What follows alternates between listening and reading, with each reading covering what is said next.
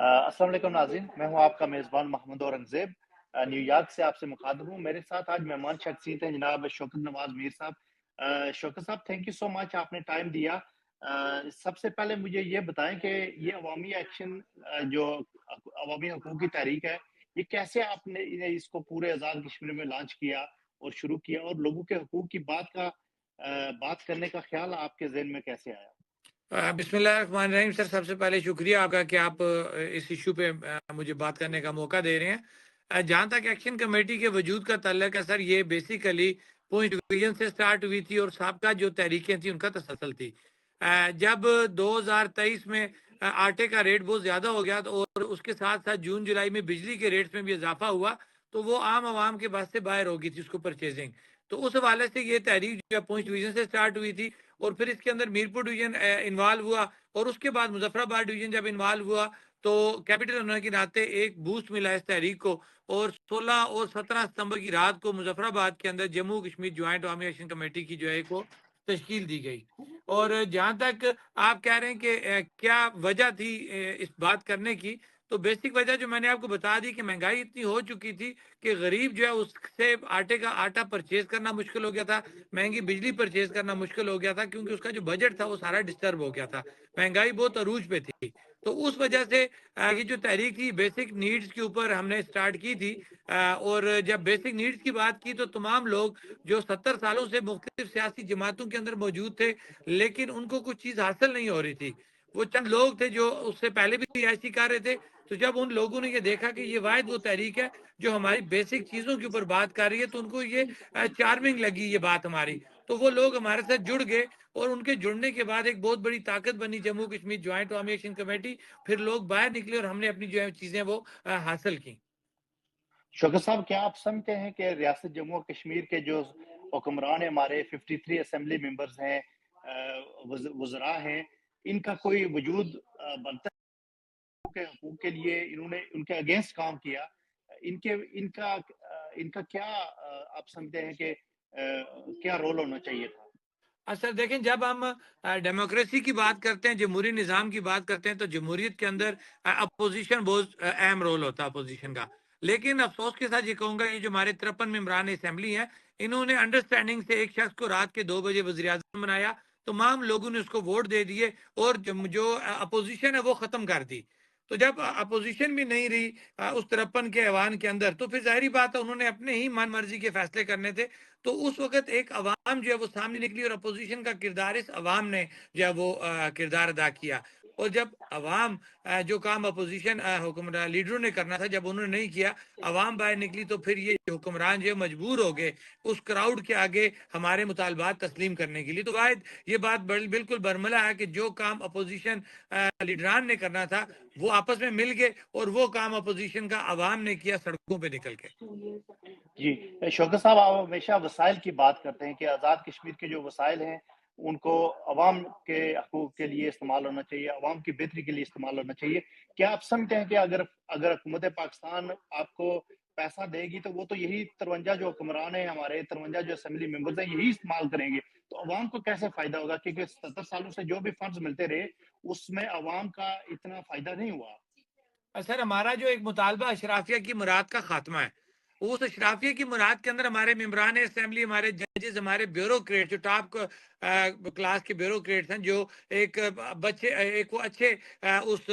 Grade کے اندر جو ہے وہ جاب اپنی کر رہے ہیں، یہ وہ ہمارا ایک پوائنٹ ہے چارٹر آف ڈیمانڈ کے اندر اشرافیہ کی مراد کا خاتمہ، کہ جب اشرافیہ کی مراد کا خاتمہ ہوگا تو یہ ممبران اسمبلی کی ڈاؤن سائزنگ ہوگی۔ اسی طرح جو تنخواہوں کے اندر ایک اضافہ جو ایک بنایا گیا ہے پاکستان کی مثال دیتے ہوئے جوڈیشری کے اندر، کہ وہاں پہ جو فیصلہ ہوگا وہ آپ کے 4th اور 5th شیڈیول جو آپ کا آئین ہے اس کے مطابق 4th اور 5th شیڈیول ہے کہ وہ یہ کہتا ہے کہ آٹومیٹکلی وہ چیزیں یہاں پہ اڈاپٹ کی جائیں گی۔ تو پاکستان کے اندر آبادی زیادہ ہے، وہاں پہ 100 معاملات ہیں کہ وہاں پہ تو ججز کو آپ ایک تنخواہ یا ان کی لگژریز دے سکتے ہیں کیونکہ وہ اتنا کام بھی ہے، اتنا وہاں پہ ان کے اوپر لوڈ بھی ہے، لیکن کی نسبت یہاں پہ وہ کام نہیں ہے، وہ لوڈ نہیں ہے، اور اتنی بڑی جو تنخواہیں جو ہیں وہ دی جا رہی ہیں، وہ تنخواہیں سرکاری خزانے میں سے جا رہی ہیں۔ اسی طرح منسٹروں کی جو عیاشیاں، بیوروکریٹس کی جو عیاشیاں، وہ جب تک ختم نہیں ہوں گی، وہ کم نہیں ہوں گی، تو پھر عوام جو سہولت حاصل کر رہی ہے وہ پوری نہیں ہو سکتی۔ لہٰذا ہمارا یہ بیسک مطالبہ ہے کہ اشرافیہ کی مراد کا خاتمہ کیا جائے، تاکہ وہ سہولت، وہ جو بچت ہوگی، وہ عوام کے اندر جو ہے وہ تقسیم کی جا سکے سبسڈی کی شکل میں۔ جی شوکت صاحب، آپ جو ریاست کی شناخت کی بات کرتے ہیں، یہ کیا ہے؟ اس پہ ذرا کلیئر کریں کہ ریاست کی شناخت، ریاست جموں و کشمیر کی شناخت کے بارے میں آپ کا کیا موقف ہے؟ کہ کیونکہ اس کے ابھی تو دو حصے ہیں، اور جی دونوں حصوں کو ملا کے ہی ریاست جموں و کشمیر کی تکمیل ہوتی ہے۔ سر دیکھیں، ہمیں کافی عرصے سے جو ہے یہ کشمیر کی آزادی کے پیچھے، میں کسی نظریے کی بات نہیں کروں گا، ہمارے لیے دو نظریات ہیں جو اس وقت چل رہے ہیں، علاقے پاکستان خود مختار کشمیر کا۔ ہماری یہ جو تحریک ہے نظریات سے بالکل وہ بارہ بالکل مبرہ ہے کہ یہاں پہ کوئی بھی نظریہ جو ہے وہ اہمیت ہماری نہیں رکھتا۔ ہمارے لیے ہماری ریاست، ہماری شناخت اور ہماری جو بیسک نیڈز ہیں، وہ ہمارا ایک نظریہ، وہی ہمارا ایک چارٹر آف ڈیمانڈ ہے۔ تو الحمدللہ جہاں پہ ہم اپنی شناخت کی بات کرتے ہیں تو اس کی بیسک وجہ یہ ہے کہ 5 اگست 2019 کو آزاد کشمیر کو میں کہوں گا کہ یہ میں نہیں کہتا، آپ کے بڑے بڑے ٹی وی اینکرز یہ بات کہتے ہیں، حامد میر یہ کہتے ہیں، اس کے علاوہ بڑے بڑے جو آپ کے بیوروکریٹس ہیں، جو آپ یہ کہہ لیں کہ اسٹیبلشمنٹ بیٹھے ہوئے لوگ ہیں، جو سابقہ ہمارے سیاستدان ہیں، وہ یہ بات کہہ رہے ہیں کہ کشمیر کا فیصلہ 5 اگست 2019 کو یہ کر چکے ہیں۔ اب جسٹ یہ ایک رسمی کارروائیاں کر رہے ہیں کہ راستوں کو نرمی کر دی جائے، ہمارے جو ہے امن ہو جائے اور ہم ٹریڈ سٹارٹ کر لیں۔ یہ وہ چیزیں ہیں کہ جو اس فیصلے کو تقویت دینے کے لیے جو ہے وہ آہستہ آہستہ کی جا رہی ہیں۔ اسی طرح میں یہ کہوں گا کہ یہ بات شناخت کی بات ہم اس لیے کر رہے ہیں کہ آج سے چند ماہ پہلے، بلکہ کچھ سال پہلے، آپ کے جو پارسلز ہیں ان کے ایڈریس چینج ہونے شروع ہو گئے، کے پی کے ان کے اوپر لکھا جانے لگا، بینک کی جو چیک بکس تھیں ان کے ایڈریس چینج ہونے لگے، اسی طرح کوریئر کے ایڈریس چینج ہونے لگے۔ یہ وہ چیزیں تھیں کہ جنہوں نے ہمیں اپنی شناخت، اپنے علاقے کی طرف جو ہے وہ راغب کیا، اور ہم نے یہ فیصلہ کیا کہ ہمیں پہلے اس خطے کو بچانا ہے، اس شناخت کو بچانا ہے۔ جب ہم اس شناخت کو بچا لیں گے، معاشی طور پہ مضبوط ہو جائیں گے، تو اس کے بعد ہم پوری ریاست کی بات کر سکیں گے۔ فی الحال ہمیں اپنی شناخت پہ قائم رہنا، اپنے پرچم کو کے نیچے سب نے اکٹھے رہنا، بغیر کسی نظریے کے، بغیر کسی جماعت کے، بغیر کسی مسلک کے۔ الحمدللہ آزاد کشمیر کی عوام اس بات پہ اب کنونس ہو چکی ہے کہ ہم سب کو بغیر کسی نظریے کے ایک کشمیری ہونے کے ناطے ہمیں ایک جگہ پہ اکٹھا رہنا پڑے گا۔ اسی میں ہمارا سروائیول ہے، اسی میں ہماری عزت ہے، اور اسی میں ہماری بقا ہے۔ شوکت صاحب، آپ ایک ہمیشہ بات کرتے ہیں کہ ہم جو ہے، ہم کچھ بھی نہیں ہے، ہم عوام کی طاقت ہے۔ عوام جب ہمارے ساتھ ہیں تو ہماری طاقت عوام ہے۔ تو آپ کیا سمجھتے ہیں کہ اس طاقت کو استعمال کر کے الیکشن کی طرف آپ جا سکتے ہیں، یا آپ کے جو وسائل ہیں پاکستان، جو آپ کو تھوڑے بہت وسائل جو ملتے ہیں، ان کو استعمال تو وہی حکومت کرتی ہے جو اشرافیہ ہے، جو جنہوں نے 70 سالوں میں کچھ نہیں کیا؟ تو آپ کیا سمجھتے ہیں کہ اس کے لیے آپ کو الیکشن کی طرف جانا چاہیے، یا اپنی شناخت کو برقرار رکھنے کے لیے ایک ایسے پروسیس سے گزرنا چاہیے کہ جو لوگوں کی نمائندگی کرے؟ سر دیکھیں، جو عوامی طاقت ہوتی ہے نا، یہ سب سے بڑی طاقت ہوتی ہے۔ میں یہ اس پہ ایمان ہے کہ اوپر خدا موجود ہے، اس کی طاقت ہے پوری کائنات کے اوپر، لیکن اسی کی بنائی ہوئی جو مخلوق ہے، جب وہ مخلوق کسی جگہ پہ اکٹھی ہو جاتی ہے نا سر، تو اس کے آگے کوئی بھی طاقت جو ہے وہ سوائے اللہ کے کوئی بھی طاقت سٹینڈ نہیں کر سکتی۔ تو الحمدللہ جموں کشمیر جوائنٹ عوامی ایکشن کمیٹی کو یہ کریڈٹ جاتا ہے کہ ہم نے عوام کو شعور دیا کہ نکلو، ان تصبات میں سے باہر نکلو، جماعتوں میں سے باہر نکلو، نظریات میں سے باہر نکلو، ایک کشمیری بن کے اکٹھے ہو جاؤ۔ اور دوسری بات یہ کہ ہمارے پاس جموں کشمیر جوائنٹ عوامی ایکشن کمیٹی کے پاس ایسا کوئی مینڈیٹ نہیں ہے کہ ہم اس پلیٹ فارم کے اوپر سے سیاست کریں۔ ہاں، جس کسی نے سیاست کرنی ہے وہ اس پلیٹ فارم کو چھوڑ کے جا کے سیاست کر سکتا ہے۔ تاہم جو جموں کشمیر جوائنٹ عوامی ایکشن کمیٹی ہے، یہ بیسیکلی عوام کا ایک پلیٹ فارم ہے، عوام کا ایک مینڈیٹ ہے۔ وہ مینڈیٹ 10 نکاتی چارٹر آف ڈیمانڈ تک ہمیں ملا ہوا ہے، اور ہمیں یہ امید ہے کہ عوام اگر اکٹھی رہے گی تو لازمی نہیں ہے کہ آپ اسمبلی کے اندر جا کے اپنے معاملات حل کر سکیں۔ عوام اکٹھی رہی تو آپ اسمبلی کے باہر رہ کے بھی اپنے معاملات کو سیٹل کر سکتے ہیں۔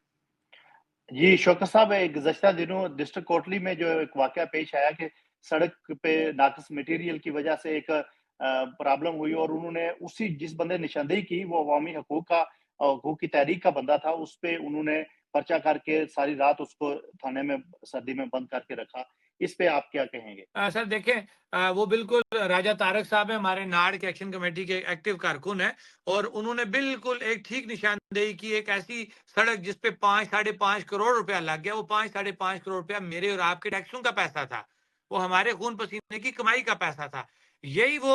अलमी है कि जो 70 सालों से कभी एड्रेस नहीं हुआ। अल्हम्दुलिल्लाह जम्मू कश्मीर जॉइंट अवामी एक्शन कमेटी ने लोगों को एतमाद दिया, और उस एतमाद की वो एक निशानी थी कि राजा तारक साहब नाड़ जैसे एक इलाके में बैठ के उन्होंने एतराज किया कि ये जो सड़क है इसमें गैर मेयारी मटेरियल इस्तेमाल किया गया जो हमारे पैसों से बनाई जा रही है। लिहाजा अब जुल्म के असर के बजाय इसके कि उसको अप्रिशिएट किया जाता तारक साहब को, उन्होंने उल्टा एक्शन साहब जो है बुरा मना के, उनके सीनियर्स बुरा मना के कि जी निशानदेही क्यों की गई, तो उनको उसी आड़ में जो है वो 25 दिसंबर की तारीख में बैक डेट में एक एफआईआर काटी गई, और उस एफआईआर के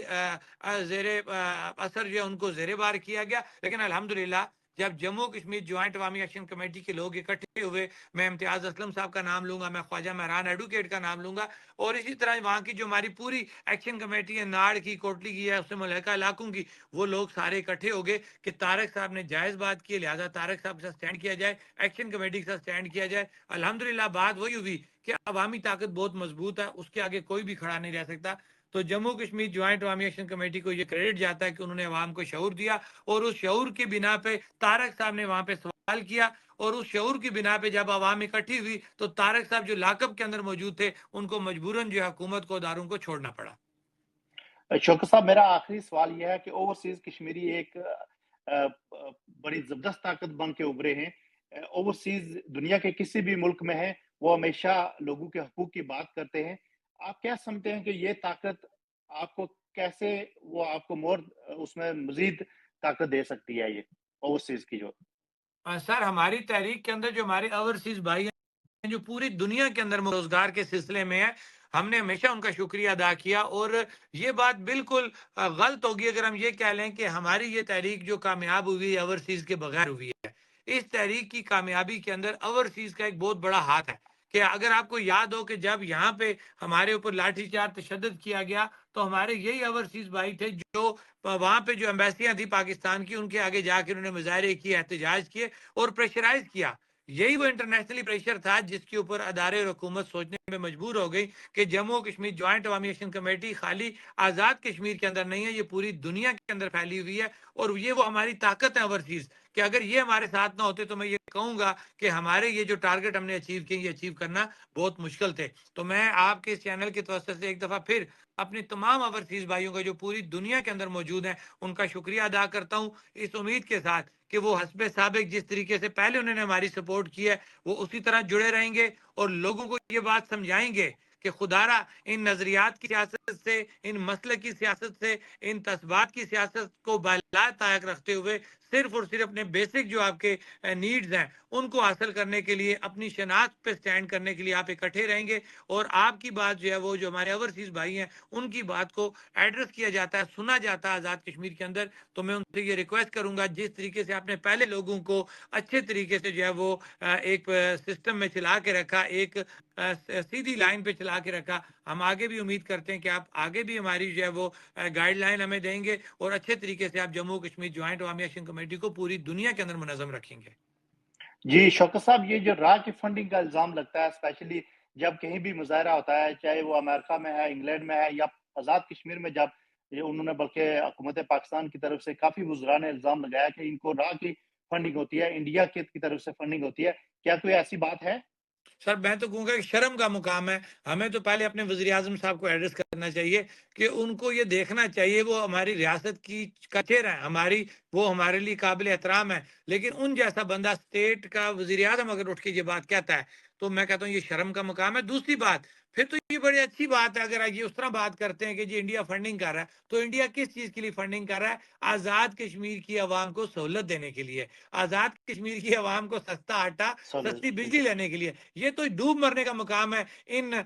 नाम नाज जिसको सो कॉल्ड ये आज़ाद कश्मीर कहते हैं, कि तुम इसको आज़ाद कश्मीर कहते हो और इल्ज़ाम लगाते हो हिंदुस्तान हमारी फंडिंग करता है। फिर तुम से तो वो काफर अच्छा निकला बकौल तुम्हारे। अगर वो हमें फंडिंग करता तो फंडिंग किस तहरीक को कर रहा है? उस तहरीक को जो आवाम के लिए सस्ता आटा, सस्ती बिजली माँग रहा है। तो मेरे ख्याल से इनका दिमाग है नहीं है। ये पता नहीं कहाँ से उठ के क्या बातें करते हैं, ये सोचते नहीं है कि ये क्या बात कर रहे हैं, उसके नताइज क्या निकलेंगे और पूरी दुनिया के अंदर उस पे जग हसाई होगी। इनको इस चीज़ का कोई ख़्याल नहीं है, ना ही इनको अपने रुतबे का, अपने मकाम का ख़्याल है। और ये झूठे इल्ज़ाम हम लगा रहे हैं, उसका जवाब इतना सही है कि अगर इनके अंदर ज़रा भी रत्ती भर शर्म या गैरत है, तो ये एक तरफ हमें खड़ा करें, हमारे ऊपर इल्ज़ामात हैं वो साबित करें, और दूसरी तरफ ये तमाम मेंबरान असेंबली अपने असासा जात जो इनकी पूरे पाकिस्तान के अंदर बड़े-बड़े प्लॉट्स, बड़ी-बड़ी बिल्डिंग्स मौजूद हैं, ड्यूल नेशनल है, इनके बैरून मुल्क इनके असासा जात हैं, फिर इनको भी अपना आप सामने लाना पड़ेगा कि ये जब इस सियासत के अंदर आए थे, तो इनके आबा-ओ-अजदाद, जो इनके बाप-दादा थे, उनके क्या एसेट थे,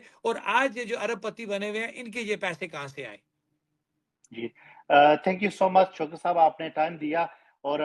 नाज़रीन के लिए भी यही मैसेज है कि जहाँ भी रहें, रियासत जम्मू और कश्मीर के गयूर लोगों की आवाज़ बने और अवाम के हकूक़, अवाम की बेहतरी के लिए, अवाम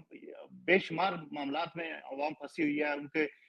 एजुकेशन के मसाइल हैं, सेहत के मसाइल हैं, इन पे अपनी आवाज़ बुलंद करते रहें। Thank you so much. अल्लाह हाफ़िज़।